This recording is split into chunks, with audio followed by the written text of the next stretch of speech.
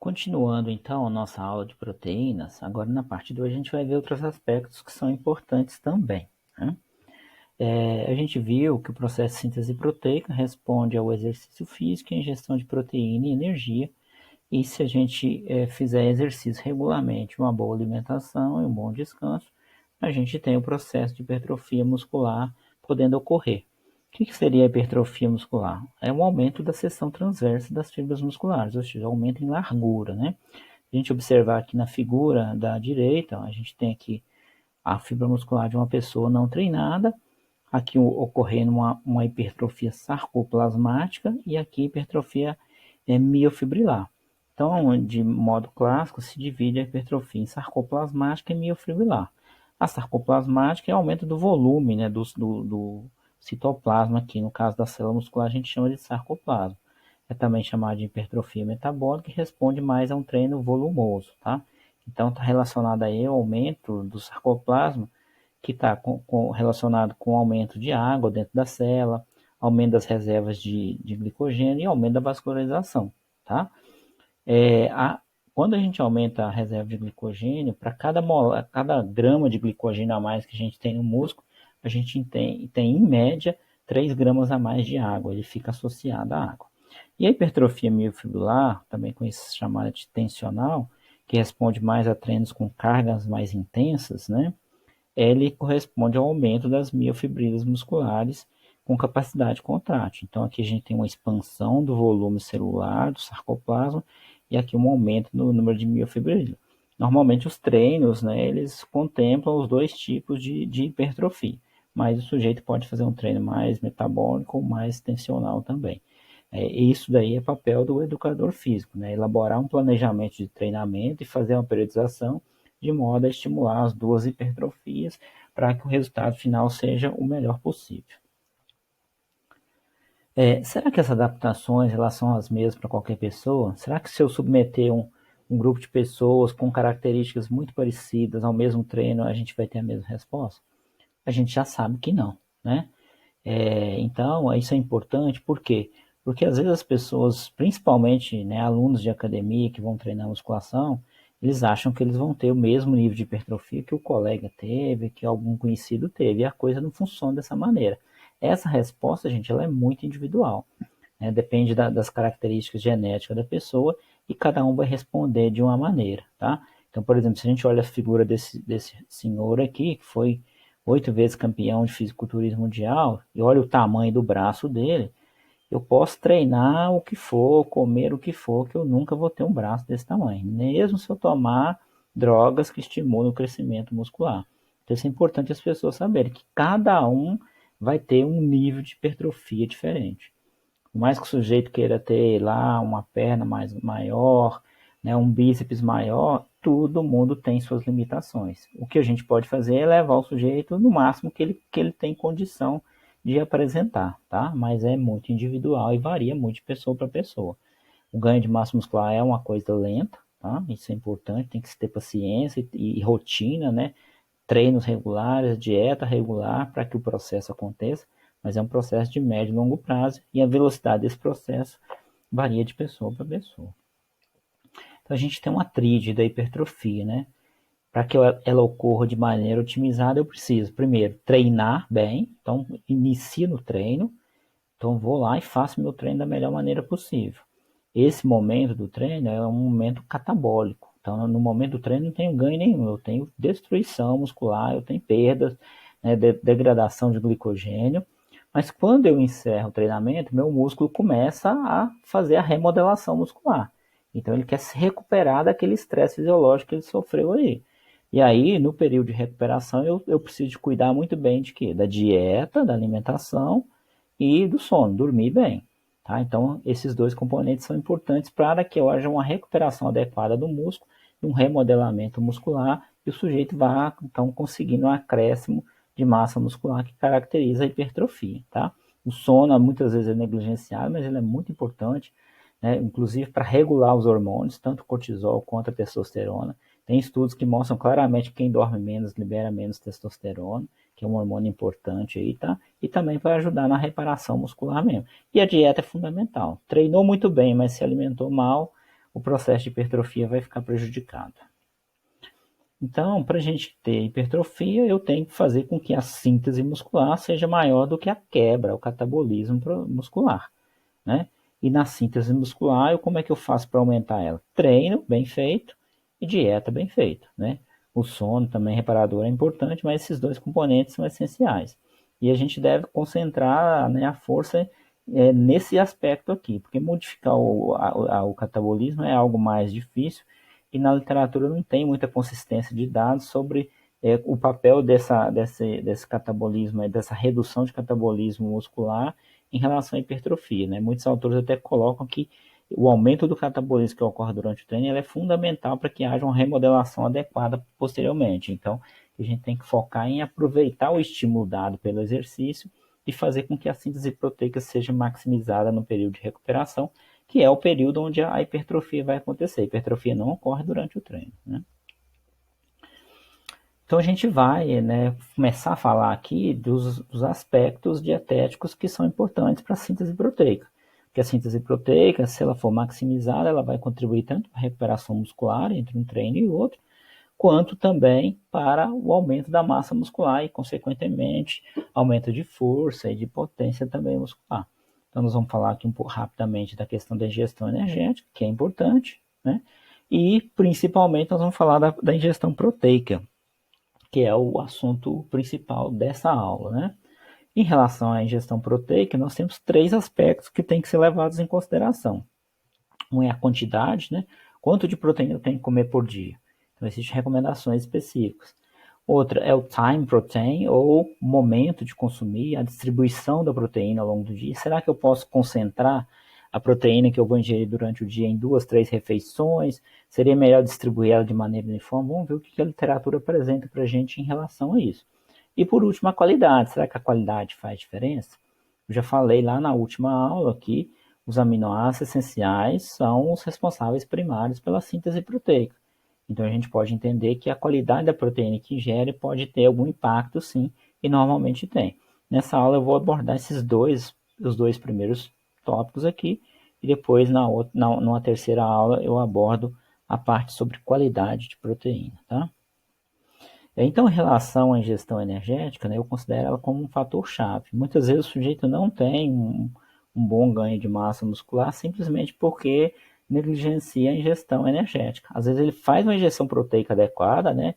Às vezes até por meio de suplementação, sem orientação nenhuma, mas não faz uma ingestão energética adequada e o processo não ocorre de forma otimizada.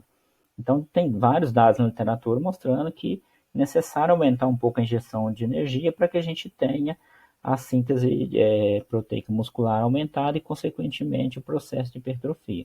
Uma estimativa que um autor fez foi essa aqui, de 1 kg, para se produzir 1 kg de massa livre de gordura, seria necessário adicionar em torno de 2.560 quilocalorias. Isso representaria 630 quilocalorias por dia, para se ter aí um aumento médio de 1,5 kg de massa livre de gordura por mês, tá? Então, se o objetivo é hipertrofia, a recomendação é que a dieta seja hipercalórica. Dieta hipercalórica significa uma dieta onde o sujeito está consumindo mais energia do que ele está gastando. Então, vai ser o gasto energético diário dessa pessoa mais alguma quantidade de energia. A gente recomenda que, inicialmente, pelo menos, seja feito um aporte energético não muito elevado. Então, de 250 a 500 quilocalorias tem sido demonstrado ser suficiente para sustentar esse processo de hipertrofia. Eu posso trabalhar com valores maiores? Até pode, mas eu aconselharia, se é a primeira vez que você está prescrevendo a dieta, que você aumente só um pouco. E depois, se a pessoa não estiver respondendo, você vai aumentando, chegando a 600, 700, né? Por que o aumento muito expressivo tem que ser considerado? Porque se você começar a aumentar demais, e aí for além daquilo que o sujeito necessita para suportar o processo de hipertrofia, você começa a fazer com que a pessoa ganhe também muita gordura corporal ao mesmo tempo. O processo de hipertrofia não vai estar prejudicado, mas ganhar massa e ganhar muita gordura ao mesmo tempo, depois você vai ter um trabalho maior para diminuir toda a gordura corporal extra que foi ganha. Então é melhor fazer um aporte menor, 300, 400 quilocalorias, funcionou, está respondendo bem o sujeito, mantém aquilo ali. não funcionou, você vai ter que trabalhar com valores maiores, tá bom? Então, muito importante, né? Na hora que o nutricionista vai calcular a dieta, ele levar em consideração isso. Se a dieta é para hipertrofia, ele vai dar uma dieta hipercalórica. Isso é fundamental para que o processo de hipertrofia aconteça, tá? Volto a dizer, muitos erram nisso, né? Não o nutricionista em si, mas os alunos de academia que querem hipertrofia, mas que não fazem a ingestão energética adequada. Embora às vezes façam a ingestão de proteína adequada, porque acham que só a proteína resolve, e não é assim. Em relação à ingestão proteica, será que ela faz diferença? A quantidade de proteína faz diferença no processo de síntese proteica e, consequentemente, hipertrofia muscular? Peter Lemon, que é um dos maiores, né, pesquisadores da área de proteínas no esporte, ele tem trabalhos aí antigos já que mostram isso para a gente. Olha só, nesse trabalho aqui a gente tem três situações, né, três grupos: pessoas sedentárias, atletas de endurance e atletas de força.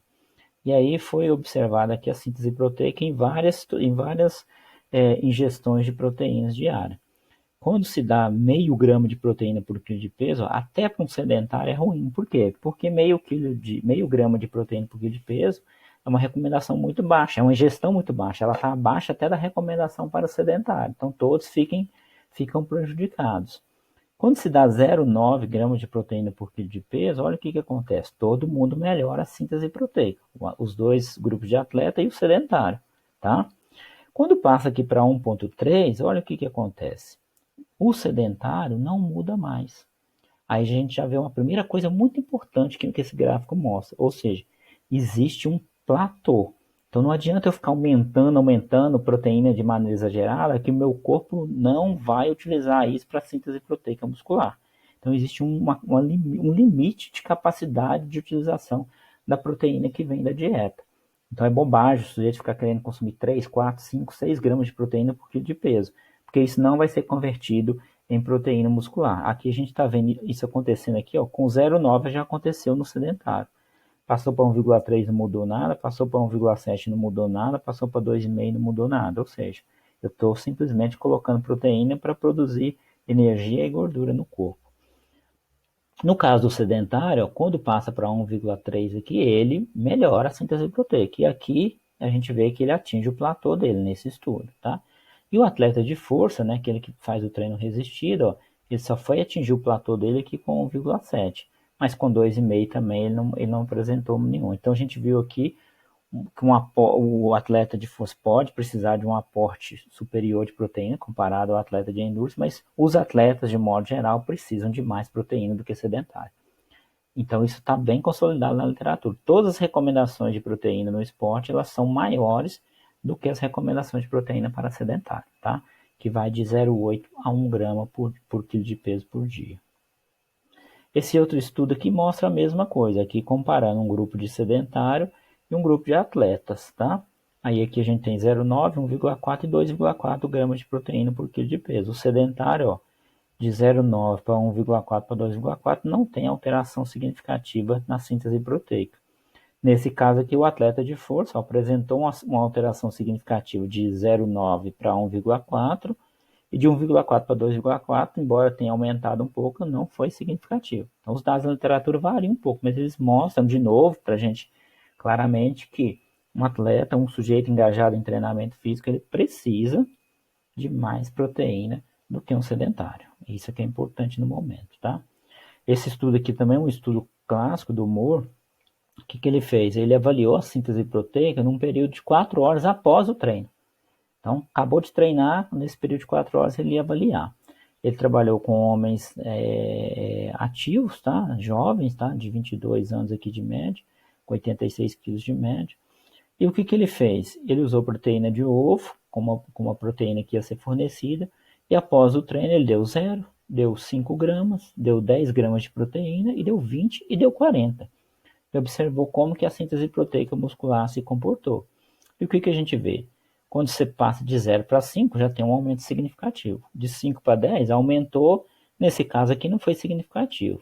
De 10 para 20, aumentou e foi significativo. E de 20 para 40, que é uma distância grande, né?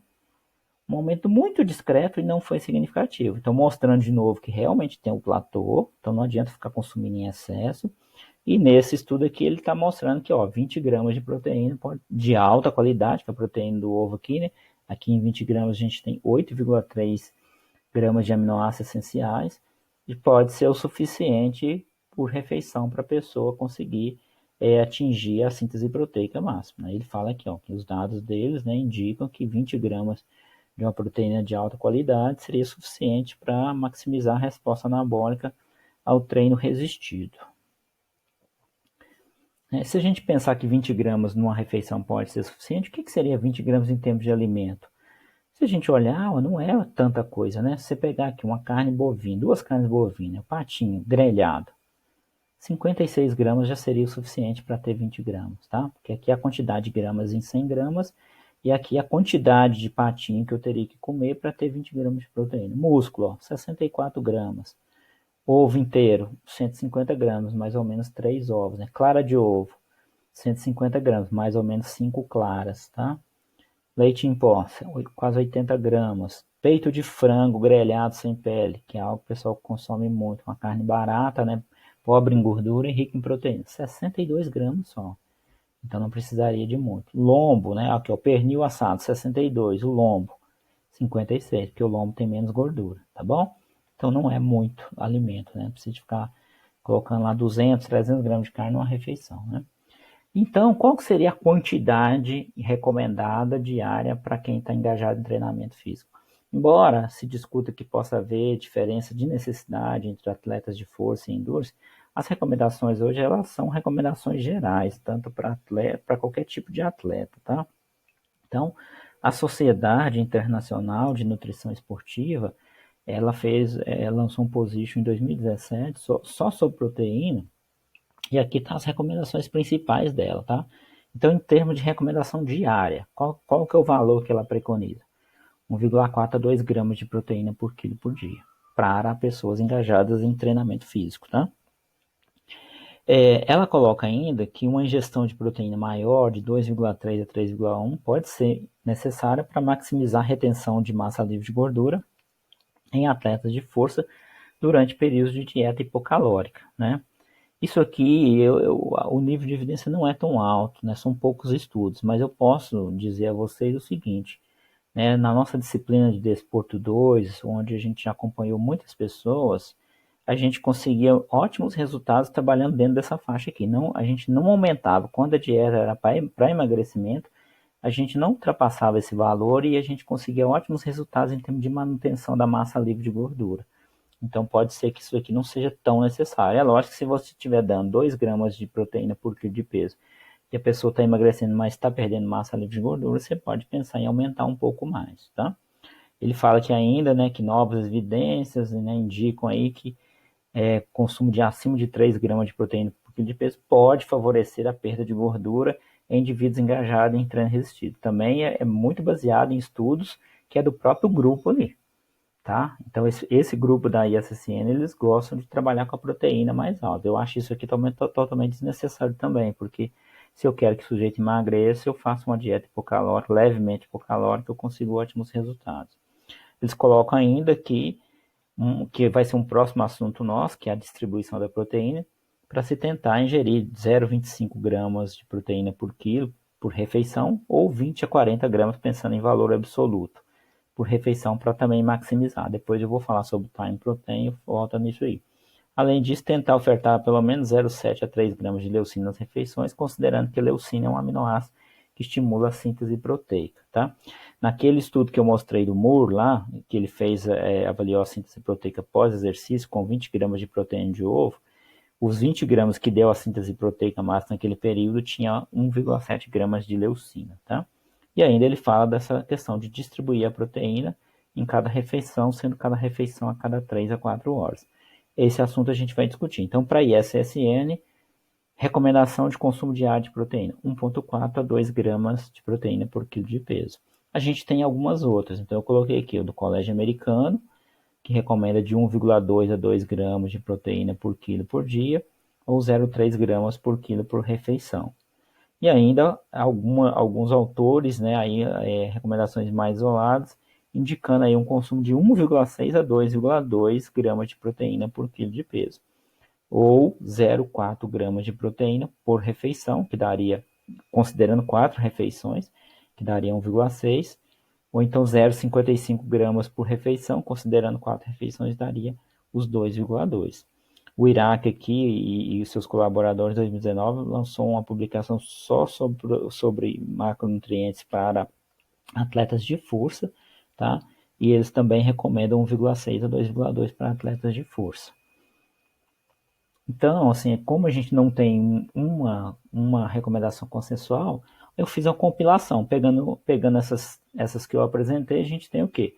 Uma faixa de recomendação que vai de 1,2 a 2,2. Então, você deveria pensar pelo menos em 1,2 quando você está trabalhando com alguém que faz exercício físico. Em relação à ingestão por refeição, de 0,25 a 0,55 por refeição. Pegando essas recomendações que eu mostrei anteriormente também, qual seria o ponto de interseção delas, né? Todas elas são por esses valores aqui, ó, de 1,6 a 2 gramas. Então, assim, uma sugestão também de uso é isso, trabalhar dentro dessa faixa, que dentro dessa faixa aqui, você tem suporte da ISSN, do Colégio Americano e de vários autores. E aqui está errado, né? 3 gramas de proteína por quilo por refeição. É 0,3, tá? 0,3 gramas de proteína por quilo por refeição. Então, ou 0,3 gramas de proteína por quilo por refeição, ou considerando aí o valor total diário, entre 1,6 e 2 gramas de proteína por dia. Aí você vai pensar depois como vai ser distribuir tudo isso ao longo do dia, tá? Então é isso daí que a gente tem na literatura. Então a gente observa que são valores acima daquilo que é recomendado para pessoas sedentárias. Agora entrando na questão do time protein. Então, assim, a gente tem muitos estudos mostrando, né, que a ingestão de proteína logo após o treino promove um balanço proteico positivo, né? E tem estudos, inclusive, assim, que o autor colocou a refeição logo após o treino, imediatamente após o treino, ou 3 horas depois. E o que ele observou? Que o balanço proteico só ficou positivo depois que você ingeriu. Então, quem deixou para ingerir 3 horas depois, só começou a maximizar a síntese proteica 3 horas depois. Então, fica claro para a gente o seguinte, sempre que for possível, faça uma refeição logo após treinar, porque você está saindo de um momento catabólico, enquanto seu corpo não receber nutriente, você não vai positivar isso daí, tá? Tem também pouco, mas alguns estudos mostrando que a injeção de proteína antes de dormir pode minimizar o catabolismo proteico durante o jejum, e aí isso no longo prazo pode contribuir para a hipertrofia. Tem sido observado que nesse período seria uma ingestão de pelo menos 30 a 40 gramas de proteína de absorção lenta. Né? E a que a gente tem de absorção lenta e mais importante é a caseína, inclusive tem ela na forma de suplemento, mas tem ela também nos produtos lácteos, né? E o mais importante, né, ou possivelmente mais importante, é a distribuição da ingestão de proteína ao longo do dia. Será que isso afeta o balanço proteico? Será que é relevante ou não? Tá? Então, olha só, nessa figura aqui também do Lemo, a figura antiga, o que a gente observa aqui, né? A gente observa que tem um momento aqui que é o momento de exercício, então o sujeito foi lá e fez uma sessão de treino, né? Durante a sessão de treino, o que a gente observa? Ó, a linha escura aqui é a síntese proteica, então há uma redução da síntese proteica e ao mesmo tempo há um aumento da degradação proteica. É o esperado para durante o exercício. Encerrou o exercício aqui, ó, aí se o sujeito for alimentar, o que vai acontecer? A síntese vai aumentar e vai chegar lá no seu máximo, se a ingestão for adequada. A degradação ela ainda permanece elevada em relação ao basal por um tempo e começa a diminuir. Aí uma coisa muito importante que a gente observa aqui é o seguinte, ó, o sujeito acabou de treinar, começou a se alimentar, a síntese proteica subiu, aumentou, chegou num platô, e ela permanece elevada, ou seja, o estímulo do exercício, ele não dura algumas horas, ele dura muitas horas, né? Especula-se aí que pelo menos nas primeiras 24 horas você teria um momento de síntese proteica mais otimizado, mais maximizado, e depois de 24 horas isso começaria a diminuir. Mas se a gente observar aqui, ó, nesse estudo, até com 48 horas a síntese proteica ainda está acima do nível basal. E aí a gente pensa nessa questão do time. Pô, se eu fiz o exercício agora, mas e vou treinar de novo daqui a 3 dias, e até eu treinar de novo, meu músculo ainda está com a síntese proteica aumentada por causa do estímulo que eu dei, desse exercício de agora, é importante eu tentar consumir energia e proteínas em quantidade adequada durante todo o período de recuperação. Não é só a refeição pós-treino que é importante, todas as refeições passam a ser importantes. Por isso começou a se pensar nessa questão de distribuir a proteína de maneira mais uniforme, porque todas as refeições entre uma sessão de treino e outra, elas têm a sua importância, principalmente nas primeiras 24 horas. Aí esse estudo aqui também foi um estudo que ficou clássico em relação a essa questão do time protein, tá? Então o que o autor fez? Pegou 24 pessoas, homens treinados, né, e saudáveis, dividiu em 3 grupos de 8 e colocou essas pessoas para fazer um treino resistido, tá? E avaliou a síntese proteica num período de 12 horas após esse treino. E aí, nesse período de 12 horas, ele deu 80 gramas de proteína. Foi dado whey, tá? Whey proteína isolado. E só que o que ele fez? Ele deu de maneiras diferentes. Ele dividiu eles em 3 grupos.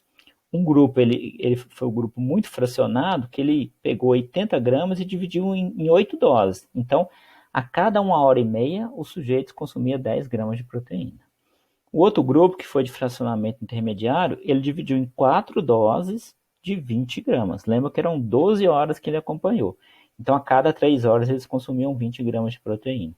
E o grupo pouco fracionado, ele deu 2 doses. Então, acabou o exercício, consumiu 40 gramas de proteína, 6 horas depois, mais 40 gramas, tá? E aí ele foi avaliando isso, né? E aqui a gente tem o desenho do estudo, ó. Então, um grupo consumiu 8 doses de 10 gramas, o outro 4 doses de 20 gramas, uma a cada 3 horas, e o outro 2 doses de 40 gramas, sendo que cada dose tinha 40 gramas de proteína, tá? O que a gente viu de resultado? Então, aqui está o resultado de síntese proteica muscular de 1 a 4 horas, de 4 a 6 e de 6 a 12. O que a gente observa? Todos eles aumentaram a síntese proteica, tá?